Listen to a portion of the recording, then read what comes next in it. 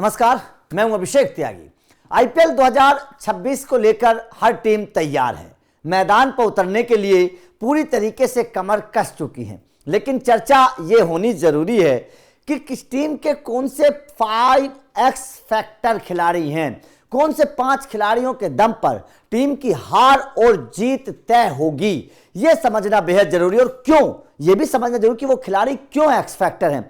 तो आईपीएल 2026 से पहले अगर हम चेन्नई की बात करें कि चेन्नई के कौन से 5 खिलाड़ी एक्स फैक्टर हैं जिनके दम पर चेन्नई खिताब जीत सकती है, क्योंकि जनाब चेन्नई भी 5 बार की विजेता है, तो छठा ख्वाब तो उन्होंने भी देखा होगा। तो चेन्नई के वो कौन से 5 एक्स फैक्टर खिलाड़ी हैं जिनके दम पर चेन्नई खिताब जीत सकती है, चलिए इस पर एक बार डिस्कस करते हैं। क्योंकि चेन्नई के पास ताकत बहुत है। इस बार चेन्नई के पास आप बल्लेबाजी की बात करिए, आप गेंदबाजी की बात करिए, चेन्नई के पास अनुभव भी बहुत अच्छा है, नौजवान जोश भी बहुत अच्छा है। जो डैडी आर्मी चेन्नई को कहा जाता था, वो डैडी आर्मी इस बार चेन्नई नहीं है। मतलब साफ है कि चेन्नई के पास पूरा संतुलित टीम इस बार मौजूद है। गेंदबाजी बहुत अच्छी है, लेकिन एक जगह कमजोरी है, उसको लेकर भी चर्चा आपको करेंगे। लेकिन सबसे पहले चेन्नई के 5 एक्स फैक्टर खिलाड़ियों की चर्चा करेंगे कि कौन कौन से 5 खिलाड़ी हैं जिन 5 खिलाड़ियों के दम पर चेन्नई आईपीएल 2026 में खिताब जीतने का सपना देख सकती है, या क्रिकेट फैंस जो चेन्नई के फैंस हैं वो ये सोच सकते हैं कि हाँ ये 5 खिलाड़ी इस बार सबसे बेहतर कर सकते हैं। चलिए शुरू करते हैं वीडियो। चेन्नई के 5 एक्स फैक्टर खिलाड़ी कौन कौन से हैं। तो सबसे पहले देखिए, अगर चेन्नई के लिहाज से देखें तो चेन्नई में इस बार बहुत सारे खिलाड़ी बहुत अच्छे हैं, जैसे कि संजू सैमसन की वापसी हुई है। अब संजू सैमसन की वापसी कितनी इंपॉर्टेंट रहने वाली है ये देखने वाली बात है, लेकिन मेरा ऐसा मानना है क्योंकि विकेट कीपर बल्लेबाज के तौर पर एक अहम जिम्मेदारी संजू सैमसन के ऊपर होने वाली है, तो मेरा मानना है कि संजू सैमसन को, क्योंकि खबर यह आ रही है कि शायद कैप्टन भी बनाया जा सकता है। हालांकि चेन्नई का मैनेजमेंट अभी इस बारे में संजू और ऋतुराज गायकवाड़ से बात कर रहा है, मैं जानकारी आपको दे देता हूं। चेन्नई का मैनेजमेंट अभी संजू और ऋतुराज गायकवाड़ से बातचीत कर रहा है। चेन्नई का मैनेजमेंट यह चाहता है कि संजू सैमसन महेंद्र सिंह धोनी के प्योर उत्तराधिकारी बने। यह बात आप भी जानते हैं, उत्तराधिकारी तब बनेंगे जब संजू कप्तान बनेंगे। तो संजू को कप्तान बनाने की तैयारी चेन्नई ने अब कर ली है और उसके लिए ऋतुराज गायकवाड़ को समझाना बेहद जरूरी है। अगर ऋतुराज गायकवाड़ को नहीं समझाया जाएगा तो राजस्थान और मुंबई वाला हाल हो जाएगा। इसीलिए चेन्नई सुपर किंग्स अब संजू सैमसन को कप्तान बनाने की तैयारी करे। तो सबसे पहली जिम्मेदारी किसके ऊपर होगी? संजू सैमसन वो खिलाड़ी होंगे। 5 एक्स फैक्टर खिलाड़ियों की जब हम बात करते हैं तो 5 एक्स फैक्टर खिलाड़ियों में सबसे पहले संजू सैमसन का नाम मुझे नजर आ रहा है, क्योंकि कप्तान भी होंगे, विकेट कीपर बल्लेबाज के तौर पर भी एक अहम जिम्मेदारी संजू सैमसन के कंधों पर होने वाली है। ठीक है, सबसे पहला। उसके बाद में दूसरा खिलाड़ी जिसके कंधों पर जिम्मेदारी होगी और बहुत बड़ी उसके को लेकर चर्चा इस वक्त हो रही है, जीत का बहुत बड़ा एक तरीके से फैक्टर वो हो सकता है ब्रेविस। दूसरे नंबर पर मुझे ऐसा लगता है कि ड्वेल ब्रेविस। ये ब्रेविस एक ऐसा खिलाड़ी है जिस खिलाड़ी की चर्चा इस वक्त बहुत ज्यादा हो रही है और यह कहा जा रहा है कि ब्रेविस, क्योंकि 2025 में आपने देखा ब्रेविस किस तरीके की बल्लेबाजी कर चुके हैं और किस तरीके की फॉर्म में ब्रेविस इस वक्त भी हैं। साउथ अफ्रीका के लिए कैसी बल्लेबाजी ब्रेविस कर रहे हैं। तो ब्रेविस क्योंकि जिस नंबर पर आते हैं वो नंबर बड़ा इंपॉर्टेंट है और वहां पर बहुत सारे मैचेज हारे और जीते जाते हैं बल्लेबाज की काबिलियत के दम पर। तो ब्रेविस के पास वो ताकत है कि वो बहुत सारे मैचेज अपने दम पर, अपनी बल्लेबाजी के दम पर चेन्नई को जिता सकते हैं। तो ब्रेविस मुझे दूसरा एक्स फैक्टर खिलाड़ी नजर आ रहा है जिसके ऊपर चेन्नई की नजर होगी, चेन्नई के क्रिकेट फैंस की नजर होगी। और यह खिलाड़ी ऐसा है जो अपने दम पर मैच जिताने की ताकत रखता है। इसके बाद में अगर तीसरे खिलाड़ी की मैं बात करूं, क्योंकि तीसरे खिलाड़ी भी यहां पर मुझे 2 खिलाड़ी नजर आ रहे हैं, ब्रेविस और आपके संजू सैमसन। इन दोनों खिलाड़ियों के अलावा दो नहीं है, ऋतुराज गायकवाड़ को चर्चा हो सकती है, लेकिन क्योंकि कैप्टनसी संजू सैमसन को मिलने वाली है तो मेरे हिसाब से संजू सैमसन।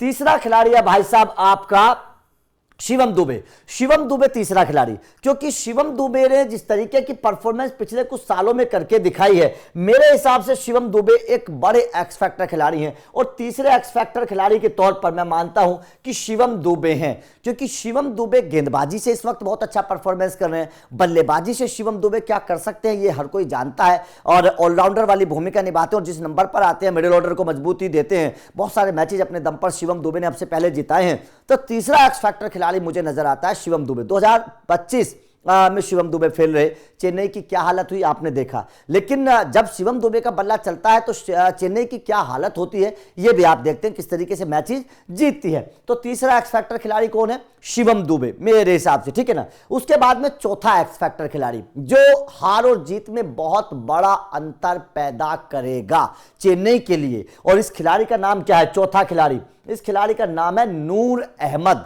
नूर अहमद गेंदबाजी में जो अंतर पैदा कर सकते हैं स्पिनर्स के तौर पर, क्योंकि रविंद्र जडेजा नहीं है इस बार, तो जडेजा के एब्सेंस में नूर अहमद के पास वो जिम्मेदारी होगी, वो काबिलियत उनके पास है भी। दूसरा राशिद खान उनको कहा जाता है, उनकी गेंदबाजी को समझना आसान है नहीं, उनकी जो वेरिएशन है उनके पास, वो विकेट चटकाते हैं। और हमने ये बात देखी है, नूर अहमद की ताकत को हमने देखा है चेन्नई सुपर किंग्स में, किस तरीके से वो गेंदबाजी कर रहे हैं 2025 में हमने देखा है।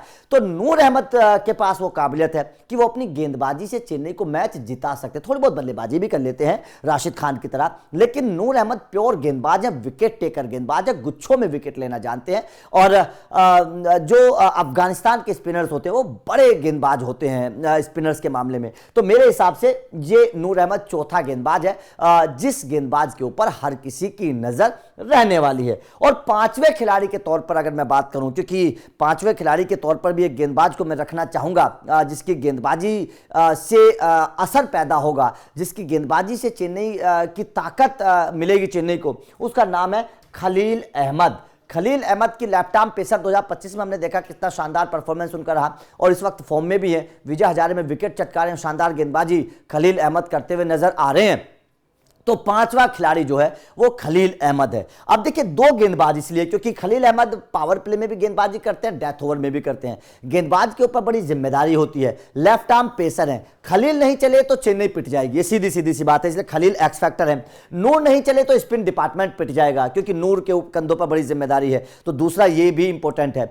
संजू नहीं चले तो कप्तानी पिट जाएगी, विकेट कीपिंग पिट जाएगी, बल्लेबाजी पिट जाएगी, तीन फैक्टर संजू के हैं, तो संजू का चलना बेहद जरूरी है। ब्रेविस और शिवम दुबे नहीं चले तो चेन्नई का मिडिल ऑर्डर पिट जाएगा। और टीम को जीतने के लिए, किसी भी टीम को खिताब जीतने के लिए कप्तान का बेहतर होना जरूरी है, क्योंकि लीडर होता है वो। मिडिल ऑर्डर का बेहतर होना जरूरी है, क्योंकि मिडिल ऑर्डर से बहुत सारे मैचेस जीते जाते हैं। और गेंदबाजी का बेहतर होना जरूरी है, क्योंकि लक्ष्य को डिफेंड करने के लिए या फिर किसी दूसरी टीम को रोकने के लिए गेंदबाजी का प्रभावी होना बेहद जरूरी होता है। तो ये पांच खिलाड़ी जो मेरे हैं, जो एक्स फैक्टर हैं, मेरे हिसाब से संजू सैमसन को कप्तान बनाया जाना चाहिए, ऋतुराज गायकवाड़ को हटाकर। इसकी चर्चा चल रही है चेन्नई के मैनेजमेंट में। अब ये देखने वाली बात होगी कि चेन्नई का मैनेजमेंट कितना फैसला लेता है, क्या फैसला लेता है, क्या संजू को कप्तान का ऐलान करता है। लेकिन ये बात तो साफ है कि चेन्नई का मैनेजमेंट ये बोलता था कि महेंद्र सिंह धोनी का उत्तराधिकारी जो है वो संजू सैमसन है,